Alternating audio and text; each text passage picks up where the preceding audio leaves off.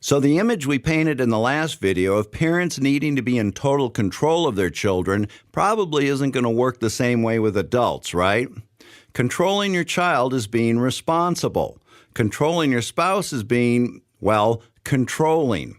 And remember what we said earlier about being controlling. So when we talk about control in adult relationships, it's going to be more about boundaries, knowing what's within your control, what's not within your control, and not allowing yourself to be controlled.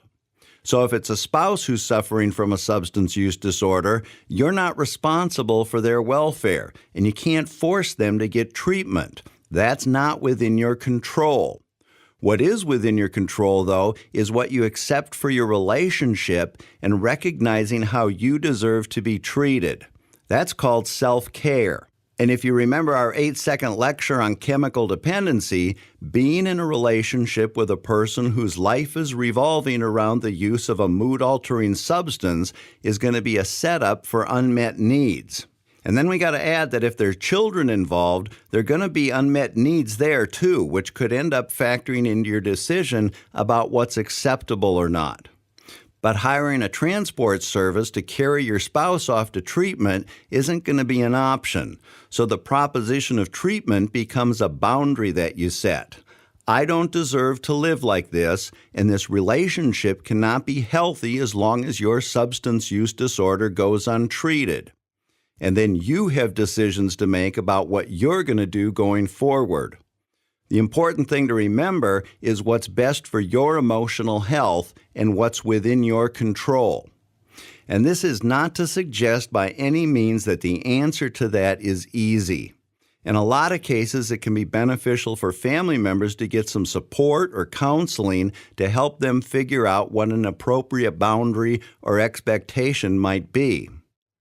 Now, some of you might be listening to this saying, okay, you've talked about dealing with children, and you've talked about dealing with adults, but I'm the parent of an adult child. What the heck am I supposed to do?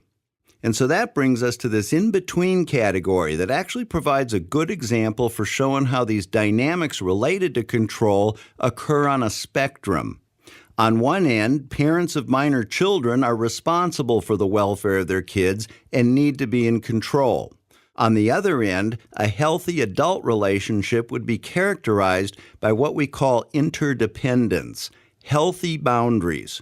Each person knows where he or she ends and where the other person begins. Parents of adult children are somewhere in between. And that's going to have a lot to do with the age of the child and their level of independence. In the case of a 19-year-old who still lives at home and is totally dependent on his or her parents, there's a lot of leverage there for when it comes to setting boundaries. We can't make you go to treatment, but we sure can show you how strongly we feel about you getting the help that you need, and that means that we can't continue to support you if you aren't willing to address your problem. So what you're doing is you're offering them a choice, which is something that's within your control. What you don't have control over is what they do with that choice.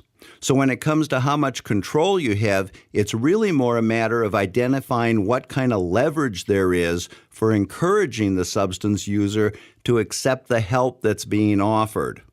Parents of the 19-year-old who's still totally dependent on them are probably going to have a lot more influence on him than parents of the 30-year-old who's married and has a family.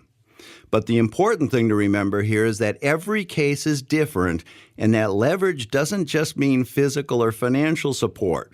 Sometimes it's a matter of setting emotional boundaries. Again, this is something where there's no simple answer, and getting support to help you figure this all out can be a really good idea. The good news is that there's a paradox when it comes to intervention and control, and that's that to the extent that you ultimately have no control over whether your loved one chooses to recover or not, you following through with what you do have control over ends up being the most influential thing you can do in helping your loved one move towards recovery. And that goes for clients of any age.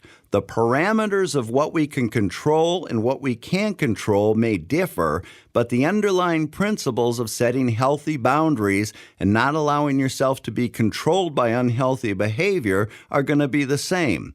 regardless of whether your loved one is an adult or an adolescent.